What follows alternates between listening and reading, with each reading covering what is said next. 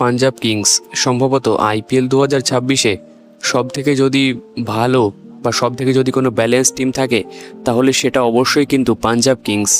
কারণ এই টিমটা যেখান থেকে শেষ করেছিল আইপিএল 2025-এ, অর্থাৎ রানার্স আপ হয়েছিল আইপিএল 2025-এ, আর এ বছরও ঠিক সেখান থেকেই কিন্তু শুরু করলো ব্যাক টু ব্যাক দুটো ম্যাচ জিতে এখনও পর্যন্ত পয়েন্টস টেবলে কিন্তু লিড করছে পাঞ্জাব কিংস। আর দুটো ম্যাচেই কিন্তু ডমিনেট করে জিতলো।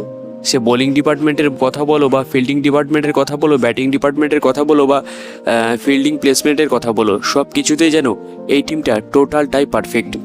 আর অন্যদিকে চেন্নাই সুপার কিংসের কথা বলতে গেলে দেখো আজকের ভিডিওতে আমি স্কোর কার্ডের কথা কিছু বলতে যাচ্ছি না, কারণ গত রাতে কিন্তু তোমরা এই ম্যাচটা দেখে নিয়েছো। স্কোর কার্ড সম্পর্কে তোমরা প্রত্যেকে জানো। তো আমি আলোচনা করতে চলেছি গত ম্যাচের একটা ছোট্ট হাইলাইটস ভিডিও বলতে পারো। তো সিএসকের কথা বলতে গেলে কিন্তু তাদের অনেকগুলি প্রশ্নের উত্তর কিন্তু দিতে হবে। তার মধ্যে সব থেকে প্রথম যে ক্যাপ্টেন্সি, আমার মতে ক্যাপ্টেন্সি কিন্তু মোটেও ঠিক হচ্ছে না। আর কথাটা শুনতে কেমন লাগবে জানি না, তবে আমার মনে হয় সঞ্জু স্যামসনকে এই মুহূর্তে ক্যাপ্টেন্সি কিন্তু দিয়ে দেওয়া উচিত ঋতুরাজ গায়কোয়াড়ের হাত থেকে। আর এখানেই কিন্তু কাজ দেয় MS ধোনির উপস্থিতি।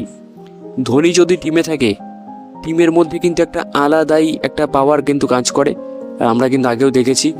আর ধোনির একটু হলেও কিন্তু সেখানে টিমের যে সিলেকশনগুলো, ফিল্ড প্লেসমেন্ট বলো বা বোলিং চেঞ্জেসগুলো, সেখানে কিন্তু ধোনি একটু হলেও কিন্তু হেল্প করে ঋতুরাজ গায়কোয়াড়কে।